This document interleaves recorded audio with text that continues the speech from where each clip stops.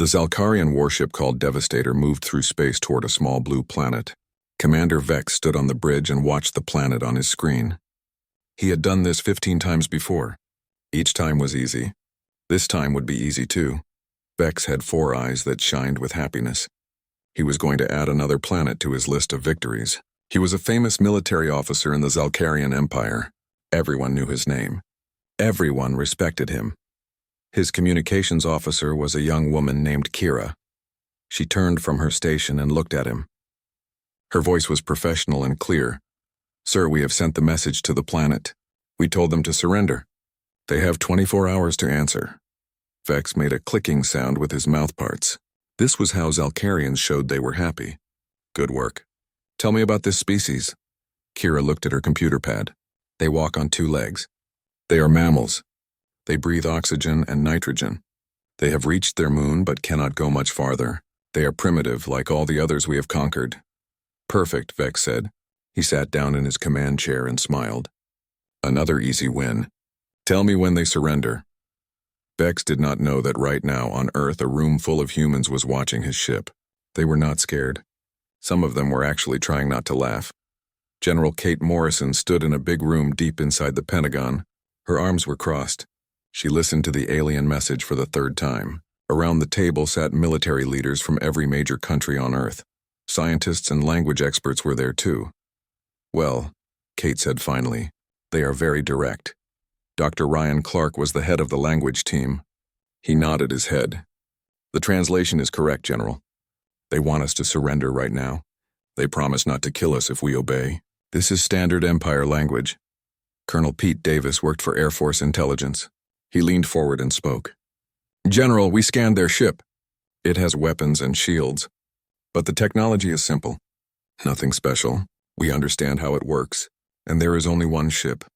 No other ships are with it. One ship." Kate raised one eyebrow. "They want to conquer Earth with just one ship?" "Yes, ma'am. Just one ship." Professor Amy Bell was a military historian. She laughed a little.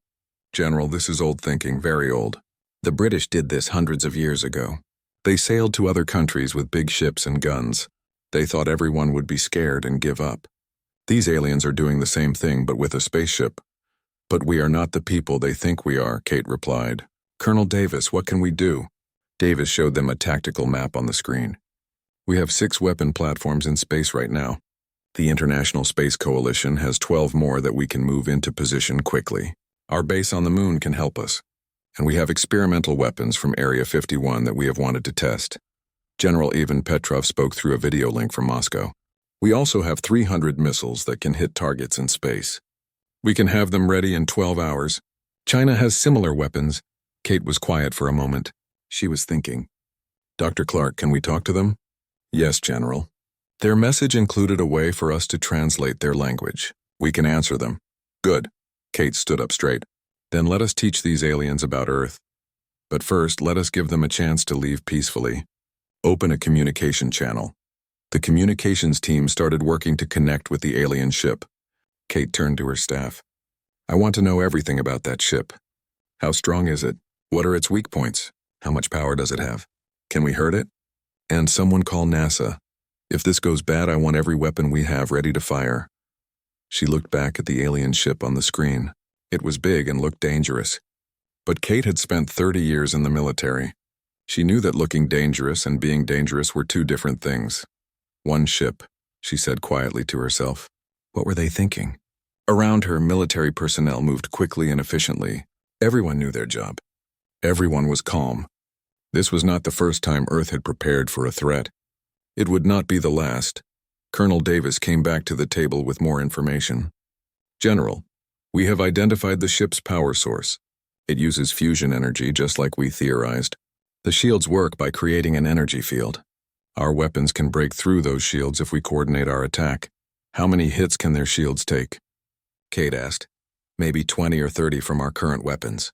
But General, we have 600 weapon systems aimed at them right now. Even if their shields are better than we think, they cannot stop all of us." Kate nodded slowly. The mathematics were simple. 1 alien ship against 600 human weapons. The aliens had made a big mistake. "Communication channel is open, General," one of the technical officers reported. Kate walked to the camera. She smoothed down her uniform and looked directly at the lens. She knew the alien commander would see her face. Good. She wanted him to see that she was not afraid. Begin transmission, she ordered. On the Devastator, Vex was surprised when his screen showed a human face so quickly. Usually, primitive species took many hours before responding. They begged for mercy or asked for time to think. But this human woman looked calm. She wore a military uniform with many symbols on it. Her eyes were sharp and intelligent. "I am General Kate Morrison of the United Earth Defense Council," the human said. Her voice was steady and strong. "We received your transmission. We have an answer for you." Vex leaned forward. Maybe they would surrender even faster than usual. That would be nice. "We decline," General Morrison said. All four of Vex's eyes blinked at the same time. He was confused. "You decline? You refuse to surrender?" "That is correct. We will not surrender. However, we understand that this might be a cultural difference. Maybe in your empire, making threats is considered polite. On Earth, it is not polite at all. We will forget about this mistake if you leave our solar system within 6 hours." Behind Vex, several officers made sounds of shock. Never in the history of the Zelkarian Empire had a primitive species told them to leave. Never had anyone made a counter-demand. Vex clicked his mouthparts in anger now, not happiness. "You do not understand your situation, General Morrison. We have better technology than you. We have conquered 15 worlds. You must surrender before we show you how useless fighting us would be." The human general nodded slowly. She did not look scared at all. "Commander Vex, may I ask you a question? Before you came to Earth, did you study us? Did you learn about our history? Did you check our military strength? We checked your atmosphere. We confirmed that you were suitable for conquest. What else do we need to know?" The human smiled, but it was not a friendly smile. "Then let me teach you something, Commander. Computer, show him the threat assessment." Behind the general, a screen appeared. It showed the Devastator surrounded by hundreds and hundreds of red dots. Each dot was marked as a weapon system. Vex felt his blood turn cold. "Each red dot you see is a weapon system locked onto your ship," General Morrison explained. Her voice was calm and steady. "We have satellites with weapons. We have ground-based lasers. We have missile platforms. We have experimental weapons too. Right now, about 600 different weapons are aimed at your vessel." Vex's science officer was named Rax.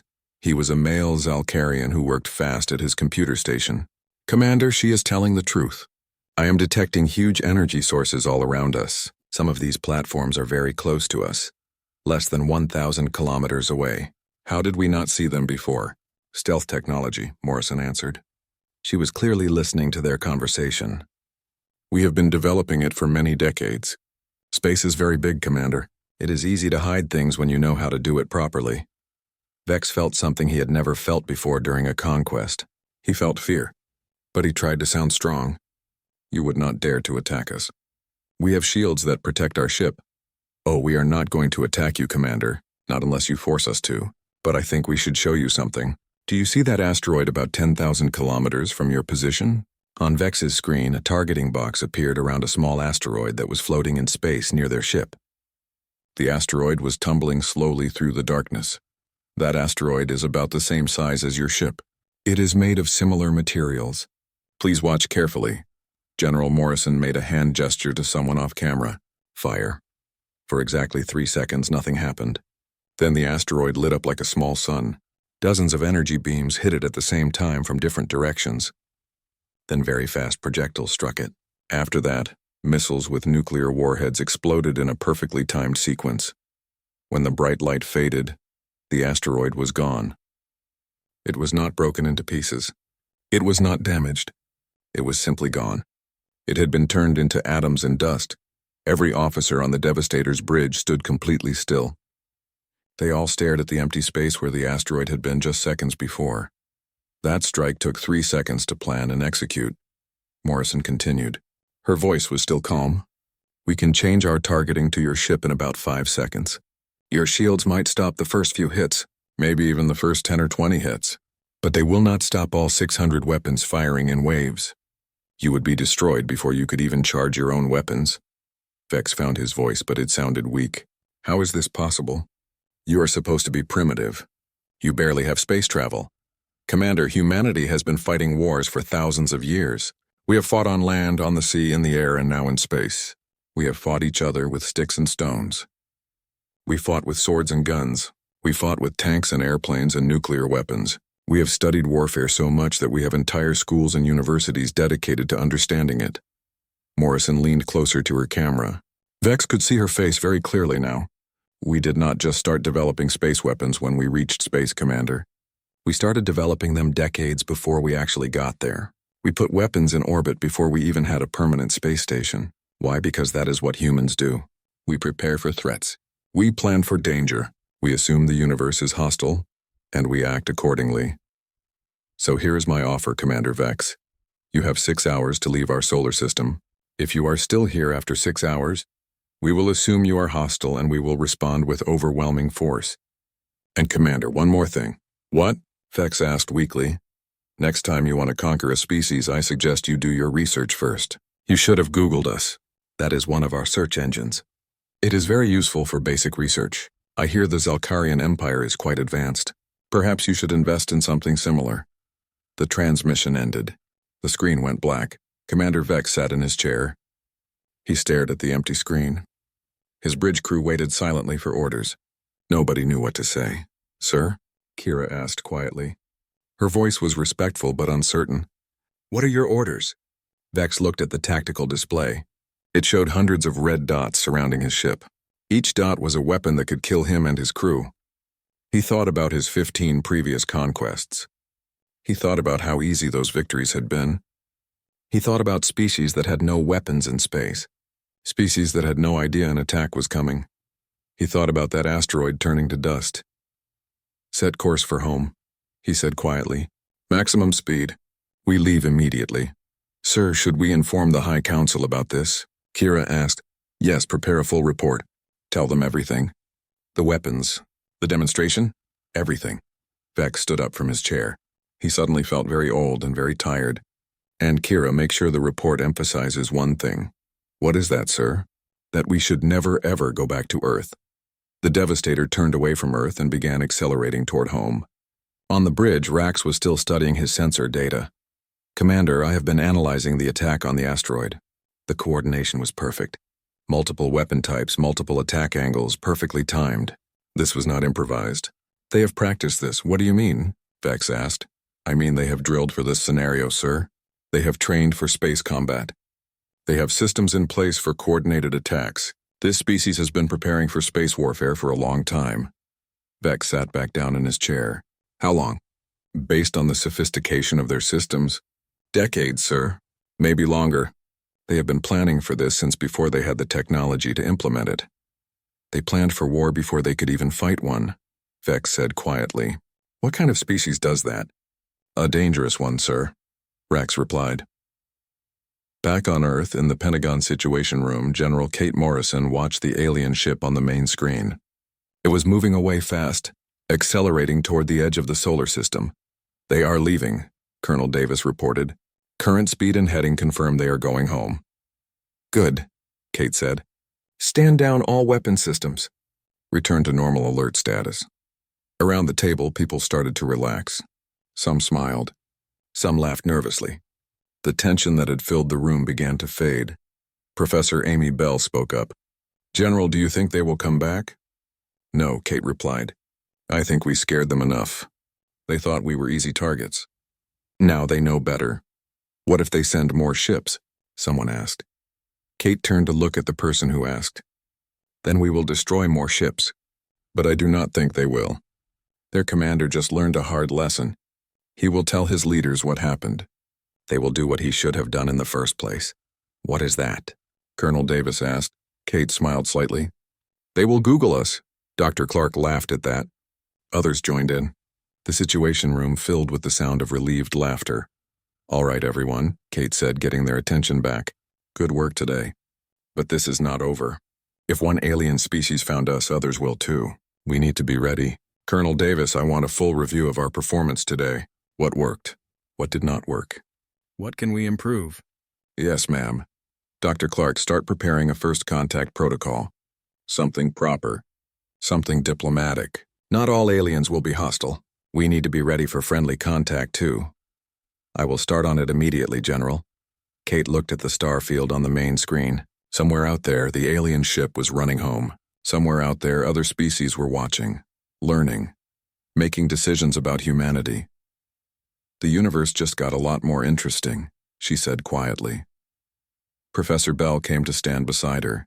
Do you think we handled it right, General? We could have just talked to them. Explain things peacefully. Kate shook her head. They came here making threats, Professor. They demanded our surrender. They gave us 24 hours like we were primitive animals. No, we showed them strength first. Now, if they come back, it will be with respect. And that is when we can talk peacefully. Peace through strength, Bell said. Exactly, Kate agreed. It is an old human concept. And today we proved it works with aliens, too. The Zalkarian High Council chamber was a huge circular room. It was designed to make people feel small and scared. 12 council members sat on high platforms arranged in a half circle. They looked down at whoever stood in the center of the room. Right now, that person was Commander Vex.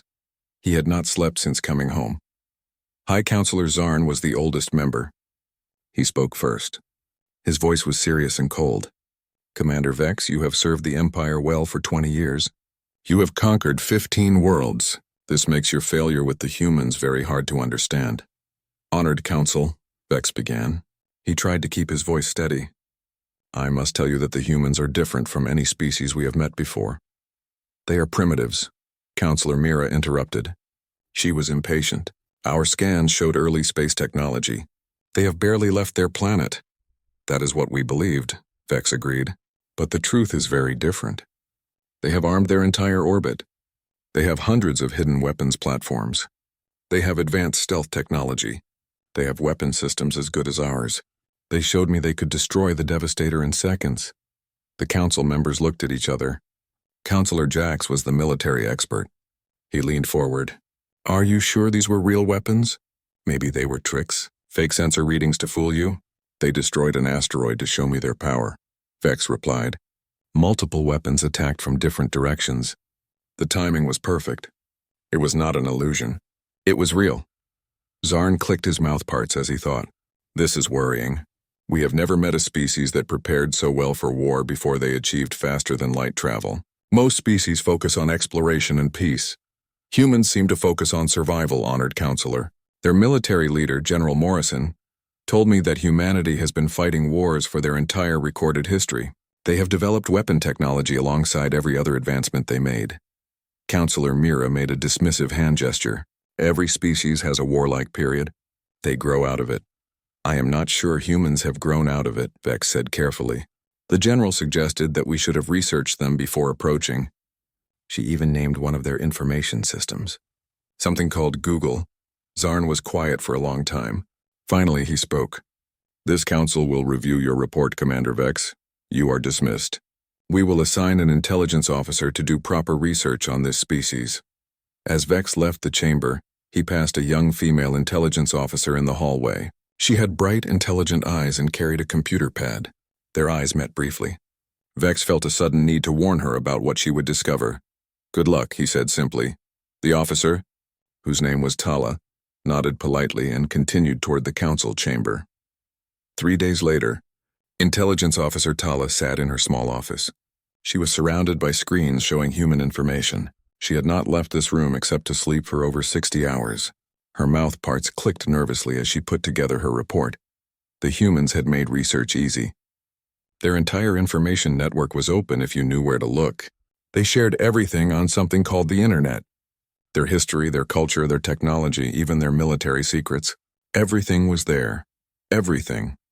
Tala had started with basic history. She thought she would find a normal story of a species slowly growing from primitive times to space age. What she found instead was terrifying. Humans had been fighting wars for over 10,000 years. Not occasional fights. Continuous brutal wars. They had developed weapons at the same time as tools. They had created complex strategies and tactics. They had built entire systems of thought around the concept of warfare. She read about something called World War II. Humans had killed over 70 million of their own species in just 6 years. They used increasingly powerful weapons. They had developed atomic weapons and actually used them on their own planet, on their own people. She read about the Cold War. 2 human groups had built enough nuclear weapons to destroy their entire planet many times over. Not just once, many times over. They had created weapons capable of ending all life on Earth. She read about cyber warfare, biological weapons, chemical weapons, psychological warfare, guerrilla tactics, terrorism, and dozens of other concepts that made her feel sick. Then she found their entertainment. Humans made stories about war for fun. They created detailed fictional scenarios about fighting aliens, fighting each other, fighting robots, fighting anything. They had thousands of books, films, games, and shows about combat. They had military schools that had been running for hundreds of years. These schools taught the science of warfare to each new generation. They studied old battles the way other species studied art. They had monuments to their wars. They had museums filled with weapons. They had holidays celebrating military victories. And then there was their technology. Tala looked at information about human space capabilities. Humans had been planning for space warfare since before they could actually go to space. They had treaties that banned certain weapons in space. That meant they had already thought about what weapons to ban. They had developed satellite weapon systems. They had kinetic bombardment platforms. They had something called rods from God. They had space-based lasers. They had missile defense systems. They had experimental weapons that the translation system could barely explain. And all of this while they were still basically stuck in their own solar system. Tala leaned back in her chair. She felt overwhelmed. She thought about Commander Vex's report. He had actually been lucky. The humans had warned him and let him leave. They could have destroyed the Devastator easily. She pulled up one more file. It was an article from a human news source about their response to the Zalkarian contact. The writer called the response restrained. Many human military experts in the article said that humanity should have taken a harder position. Harder. They thought letting Vex leave alive was too soft. Tala began typing her report to the High Council. She gave it a title, Threat Assessment of Human Civilization, Critical Priority. Then she wrote the most important sentence she would ever write in her career. Under no circumstances should the Zalkarian Empire engage in hostilities with humanity. She continued writing for hours. She documented everything, the wars, the weapons, the strategies, the culture of warfare, the technological development, the planning, the preparation, everything. When she finished, the report was over 200 pages long. She read it through one more time. Then she sent it to the High Council with the highest priority flag. She sat back and closed her eyes. She was exhausted, but she was also scared. She had learned more about humanity in 3 days than she wanted to know. Humans were not just warriors. They were not just a militaristic species. They were something more dangerous. They were survivors who had turned survival into an art form. They prepared for threats that did not exist yet. They planned for wars they had never fought. They imagined enemies they had never met and created weapons to fight them. And now the Zalkarian Empire had made themselves into one of those imagined enemies. Tala could only hope that the High Council would listen to her report. She hoped they would understand the danger, because if they did not, if they decided to attack Earth anyway, Tala knew what would happen. The Zalkarian Empire would win the first battle, maybe even the first 10 battles, but eventually, inevitably, the humans would adapt. They would learn. They would overcome. And then they would come for the Zalkarian homeworld, not with anger, not with hatred, but with the cold, calculated efficiency of a species that had been preparing for this moment for thousands of years. Tala shuddered at the thought. She stood up and left her office. She needed rest. Tomorrow she would present her findings to the High Council. Tomorrow she would try to save her empire from making the worst mistake in its history. Tomorrow she would tell them to stay far away from Earth. Intelligence Officer Tala stood in the center of the High Council chamber. She stood in the exact same spot where Commander Vex had stood 3 days earlier. But unlike Vex, she was not here to explain a failure. She was here to prevent a disaster. Honored Council, she began. Her voice was steady even though she was nervous. I have completed my research on human civilization. My findings are deeply troubling. She turned on her display. A 3-dimensional map of Earth appeared above the chamber floor. It rotated slowly. Red markers showed military bases, weapon systems, and important positions. There were thousands of them. This is Earth's current military setup, Tala explained. What you see here are only the installations we can detect. Based on what they showed Commander Vex, there are probably many more that we cannot see. Counselor Jack studied the display carefully. This seems like too much for a species that has not achieved faster than light travel. It seems less excessive when you understand human history, Tala replied. She changed the display to show a timeline. Humans have been fighting wars continuously for over 10,000 years. They have never known true peace. Even now, with multiple governments and alliances, they maintain huge military forces. She showed a new image. It displayed mushroom clouds rising over cities. Several council members shifted uncomfortably in their seats. These are nuclear weapons, Tala continued. Humanity developed them about 80 years ago. They immediately used them in war. Then they built thousands more. At one point in their history, they had enough nuclear weapons to make their entire planet uninhabitable. They would have destroyed themselves, Counselor Mira said. Yes, Tala agreed, but they were willing to do it. That is what worries me most. Humans have shown repeatedly that they will accept their own destruction rather than surrender. They call it mutually assured destruction, and they see it as a good military strategy. High Counselor Zarn leaned forward.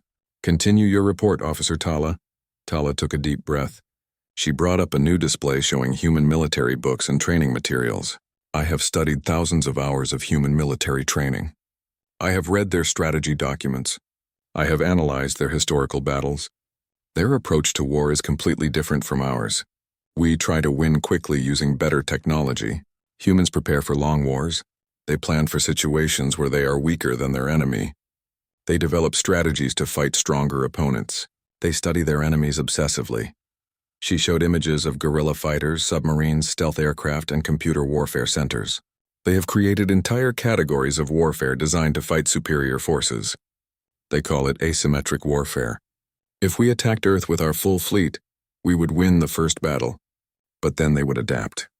They would study our technology. They would copy it. They would develop ways to defeat it. They would use guerrilla tactics and insurgency. They would never stop fighting. Surely you are exaggerating, Counselor Jack said. No species fights forever. I found records of human wars lasting decades, Tala replied. Some of their wars lasted over 100 years. They have a saying, the only way to defeat an insurgency is to kill everyone or convince them to stop. Humans do not stop. She changed the display again. This time it showed human cultural items. Statues, monuments, museums. They build monuments to their wars, Honored Council. They honor their dead soldiers. They tell stories about their battles to their children. They make war part of their identity. War is not something they do. It is something they are. The chamber fell silent. The council members thought about what they had heard. Finally, Counselor Jack spoke. Then we should eliminate them now before they develop faster than light travel. If they are as dangerous as you say, we cannot let them spread beyond their system. That would be a mistake, Zarn said quietly. Jax turned to face the High Counselor. With respect, this species is a threat to the Empire. Perhaps, Zarn agreed. But attacking them would guarantee that threat becomes real. Officer Tala, have you found any evidence that humans attack other species? Tala pulled up another file. That is the interesting part, Honored Counselor.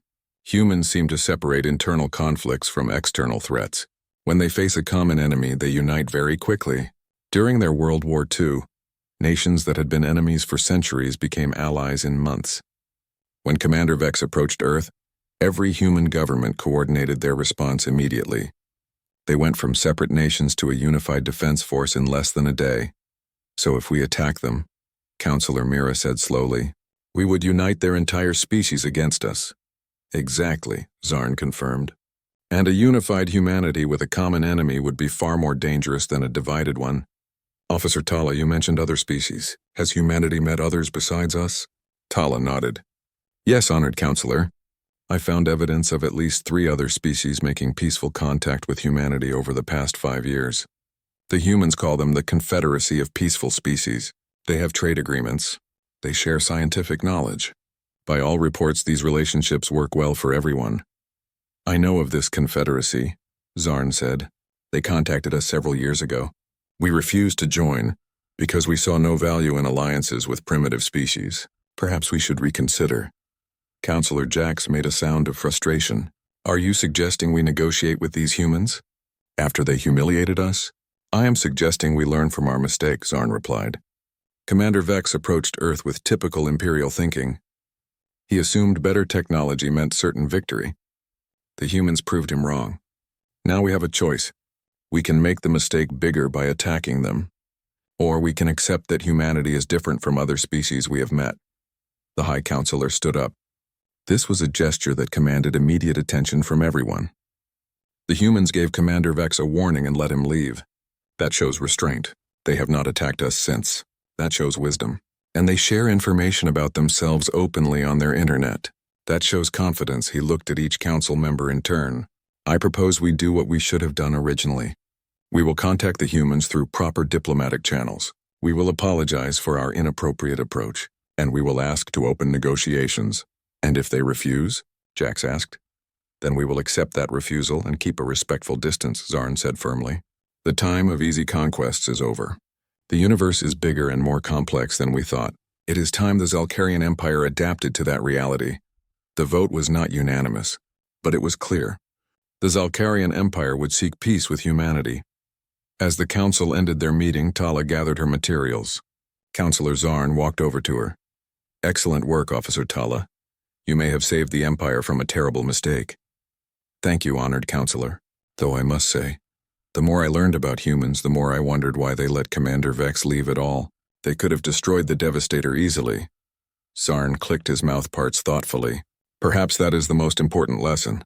A truly dangerous species does not need to prove its danger every time. Showing restraint when you are strong is its own kind of message. Tala thought about that. You mean they let Commander Vex go to show they could? Exactly. They demonstrated their power. Then they demonstrated their control. Both messages are equally important. It tells us they are dangerous but not reckless, strong but not cruel. That is the kind of species we can negotiate with. Tala nodded slowly. She was beginning to understand. The humans had not just defended themselves. They had sent a carefully calculated message to the Zalcarian Empire and to anyone else watching. The message was clear. We are strong enough to destroy you. We are disciplined enough not to. Choose wisely. 6 months had passed since Commander Vex left Earth. Now a very different Zalcarian ship approached the blue planet. This ship was smaller. It had no weapons. It continuously broadcast diplomatic messages on all frequencies. Ambassador Lyra stood on the bridge of the diplomatic ship. She watched Earth grow larger on her screen. She had spent the entire journey studying human culture, language, and customs. She was determined not to repeat Commander Vex's mistakes. Ambassador, we are receiving a transmission, her communications officer reported. Accept it, Lyra replied. She straightened her ceremonial robes. The screen showed a human male in formal clothes. He had dark hair with some gray. His brown eyes seemed genuinely friendly. Welcome to Earth, Ambassador Lyra. I am Ambassador Greg Martin of the United Earth Diplomatic Corps. We have been expecting you. Please follow the coordinates we are sending. We have prepared a proper reception for you. Thank you, Ambassador Martin, Lyra replied carefully. I bring greetings from the Zalcarian High Council.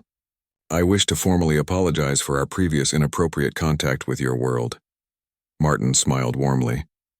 We appreciate the apology, Ambassador. Let us discuss the future rather than the past. We have much to talk about. 2 hours later, Lyra sat in a conference room at the United Nations building. The room was nice but not too fancy. It was designed to make visitors comfortable. Around the table sat human representatives and also delegates from 3 other alien species. Ambassador Lyra, Martin began after introductions. I want to be honest with you. We know why the Zalcarian Empire approached us the way they did. Your empire has a history of conquest. You thought we would be easy targets. Lyra felt embarrassed. Her mouth parts twitched. Yes, that assumption was wrong. It was based on arrogance. We failed to do proper research. It was wrong, Martin agreed. But I want you to understand something about humanity. We do not want to conquer others. We never have. What we want is security. The difference is important. He showed a display of various human military bases. All of this, Ambassador, everything you saw when Commander Vex came here was built for defense. We prepared for hostile contact because our history taught us to be prepared, but we have never attacked first. General Morrison gave Commander Vex a warning, another alien ambassador said. This was Ambassador Kree from the Valix Collective. They looked like large insects. She could have destroyed his ship. Instead, she let him leave. That is who humans are. We are defenders, Martin continued. We will defend ourselves. We will defend our allies, strongly. But we do not conquer just to conquer. We learned that lesson from our own history. Empires built on forcing others to obey eventually fall apart. Lyra thought about this carefully. The High Council sent me here to explore diplomatic relations. But they also wanted me to confirm your true capabilities. Officer Tala's report was detailed, but the Council wants to be sure. Fair enough, Martin said. Let me be completely honest. If the Zalkarian Empire had attacked Earth with your full fleet, you would have won the space battle. Your fleet is bigger and more advanced than our space defenses. You would have reached orbit. Lyra felt confused. Then why did Commander Vex retreat? Because reaching orbit would have been the easy part, Martin replied. What comes next would have destroyed your empire. Not quickly, but eventually and certainly. He showed Earth's surface with billions of people living their normal lives. 8 billion humans live on this planet, Ambassador. Each one can learn, adapt, and fight. If you had tried to occupy Earth, you would have faced 8 billion fighters. We would have studied your technology. We would have copied it. We would have built our own versions. And then we would have come to your worlds. It would have taken years, Lyra said, yes. And we would have spent every one of those years learning how to defeat you. That is what humans do. We study our enemies. We adapt, we overcome. That asteroid we destroyed for Commander Vex, that was us being polite. That was us showing the easy way out. Martin sat back. But here is the thing, Ambassador Lyra. We do not want to be your enemy. We want to be your neighbor. Your trading partner, maybe your ally. Because while we are very good at war, we are also very good at cooperation when given the chance. The Confederacy of Peaceful Species, Lyra said. Tala mentioned it in her report. Exactly, Ambassador Kree said. We formed this alliance because we realized that cooperation helps everyone. Trade, technology sharing, cultural exchange, and mutual defense. The galaxy is large, Ambassador. There is room for all of us. Mutual defense, Lyra repeated. Against what? Martin showed a star map. There are other aggressive species out there, Ambassador. We have met 2 others besides the Zalkarian Empire. Both made similar wrong assumptions. Both were given similar warnings. Both chose to leave peacefully. Word is spreading that humanity is not an easy target. He looked directly at Lyra.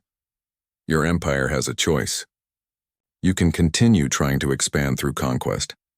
Eventually, you will meet a species that destroys you. Or you can adapt to a new way of thinking, one where strength is used for defense, not conquest, where species work together instead of forcing others to obey. You are asking us to change our entire culture, Lyra said quietly. No, Martin replied. We are asking you to evolve it. Humanity spent thousands of years fighting each other. We almost destroyed ourselves many times, but we learned, we grew. We still have our militaries and our defenses. But we use them for protection, not aggression. The Zalkarian Empire can do the same. Lyra was quiet for a long time. She thought about everything she had heard. Finally, she spoke. I will report this to the High Council. I believe they will listen. But I must ask, what happens if other species approach Earth like we did? What if they do not accept your warnings? Martin's face became serious. Then they will learn what happens when you threaten a species that has spent 10,000 years perfecting warfare. We prefer peace, Ambassador, but we are very good at war. And your allies? Lyra asked the other ambassadors. We stand with humanity, Ambassador Kree said firmly, because we know they stand with us. When your Commander Vex came to Earth, he did not know that 3 Valix colonies exist near here. If he had attacked, humanity would have defended us too. That loyalty is worth more than any written agreement. The meeting continued for several hours. They discussed trade, technology sharing, and defense agreements. By the end, Lyra had everything she needed for her report. As she prepared to leave, Martin walked her to the transport area. Ambassador Lyra, I want you to take something back to your High Council. A gift. He handed her a data chip. This contains access to Wikipedia. It is an encyclopedia of human knowledge. History, science, culture, technology, everything. We are giving this to you freely because we believe understanding prevents conflict. Lyra accepted the chip carefully. You are giving us your knowledge? For free? Yes, because shared knowledge grows. And because we want you to understand who we are before we become neighbors. Martin smiled. Though I suggest you also try Google.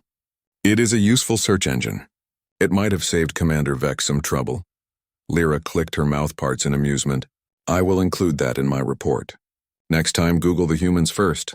Exactly, Martin agreed with a smile. 3 months after Ambassador Lyra's visit, the Zalcarian Empire officially joined the Confederacy of Peaceful Species. The signing ceremony took place on a neutral space station built specifically for diplomatic meetings. Representatives from 7 different species attended. Commander Vex watched the ceremony through a video feed from his new office. He had been reassigned to training duties. Now he taught young officers about the importance of intelligence gathering and the dangers of making assumptions. His lectures were popular. Everyone wanted to hear the story of what happened at Earth directly from him. Intelligence Officer Tala had also found new success. She became the Empire's top expert on humanity. She published several papers on human military strategy. These papers became required reading at the Imperial Academy. Young officers studied them carefully before their first assignments. On Earth, General Kate Morrison stood in her office at the Pentagon. She looked at a star map showing friendly markers for 4 different alien species in nearby star systems. Ambassador Martin had sent her a message after the successful treaty signing with the Zalcarians. The message read simply, "It turns out being honest about our capabilities is more effective than hiding them." Who knew? Kate smiled and typed her response, apparently not the Zalcarians. Maybe we should write a guide. Step 1, Google the humans. Step 2, do not threaten the humans. Step 3, profit from peaceful cooperation. She sent the message and looked back at the star map. Somewhere out there, other species were watching. They were learning. They were making calculations about whether to approach Earth peacefully or with threats. Humanity had never wanted to be a galactic power, but by showing strength, restraint, and willingness to cooperate, they had become exactly that. And the message was spreading through the galaxy. If you are going to make first contact with Earth, do your research first. Colonel Pete Davis entered Kate's office carrying a tablet. General, we have a situation developing. Kate turned from the window. What kind of situation? Another alien ship has entered our solar system. But this one is different. They sent a proper diplomatic greeting immediately. They asked for permission to approach. They cited the Confederacy protocols.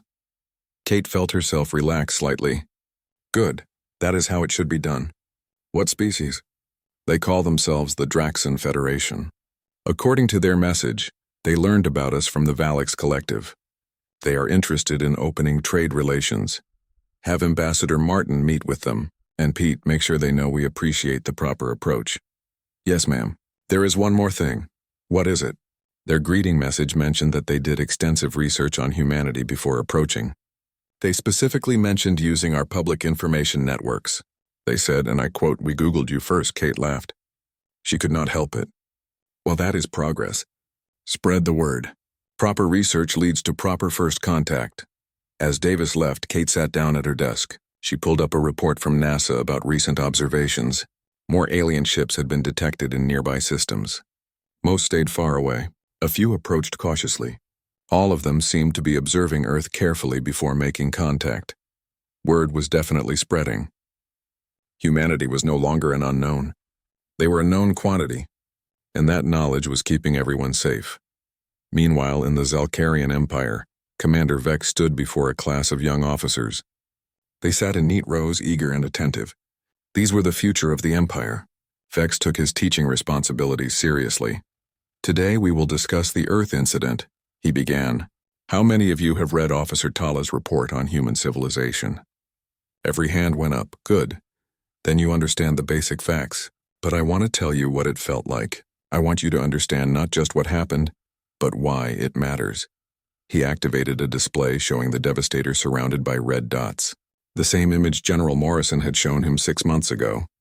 It still made him uncomfortable. I approached Earth thinking it would be like my previous 15 conquests. I saw a primitive species. I assumed victory. I was wrong on every count. The humans were not primitive. They were prepared. And they taught me the most important lesson of my career. What lesson, sir? A young female officer asked. Never assume. Always verify. Research your targets. Understand who you are dealing with. The humans have a saying, knowledge is power. They are right. If I had spent even one day researching Earth before approaching, I would have known what they were capable of. I would have approached differently. I would have avoided the humiliation. He paused and looked at each young face. But here's the real lesson. The humans could have killed us easily, they chose not to. They gave us a warning. They showed their strength and their restraint at the same time. That is the mark of a truly advanced civilization. Not the weapons they have, but the wisdom in how they use them. Sir, do you think the Empire made the right choice in joining the Confederacy?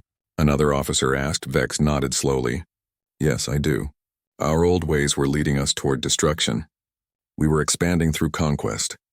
Eventually, we would have met a species like humanity, but without their restraint. A species that would have destroyed us instead of warning us. The Confederacy offers us something better. Partnership, cooperation, security through alliance rather than domination. Is it hard for you, sir? Teaching instead of commanding? Someone asked quietly. Vex smiled slightly. At first, yes. I was a conqueror. I took pride in my victories. But now I see that teaching you, preparing the next generation to make better choices is perhaps more important than any battle I won. If my story helps you avoid my mistakes, then my failure at Earth becomes a success in a different way. The class continued for another hour. Vex shared every detail he could remember. The students asked good questions. They were learning. That was what mattered. Back on Earth, as the day ended, Kate Morrison walked out of the Pentagon. The sun was setting, painting the sky in shades of orange and pink. She stopped for a moment to appreciate it. Her phone buzzed. It was a message from her granddaughter. How was your day, Grandma? Kate smiled and typed back, good day. Made some new friends? The galaxy is getting friendlier. As she walked to her car, Kate thought about the future. Humanity had taken its first real steps into galactic society. Not as conquerors, not as victims, but as equals. As defenders, as partners. It had all started with one simple mistake by Commander Vex. He had not done his research. He had not Googled the humans. And that mistake had changed everything. Now across the galaxy, the message was clear. Before you approach Earth, do your homework. Learn about human history. Understand their capabilities. Respect their strength. Or as the saying was starting to spread through alien networks, dear aliens, next time Google the humans first. It was simple advice. But it was good advice, and it was keeping the peace. Kate got in her car and drove home. Tomorrow would bring new challenges, new alien species to meet, new relationships to build, new threats to prepare for. But tonight, she would rest easy knowing that humanity had proven itself. Not through aggression, not through conquest, but through strength, wisdom, and the willingness to give others a chance. The stars above held infinite possibilities, and humanity was ready for all of them.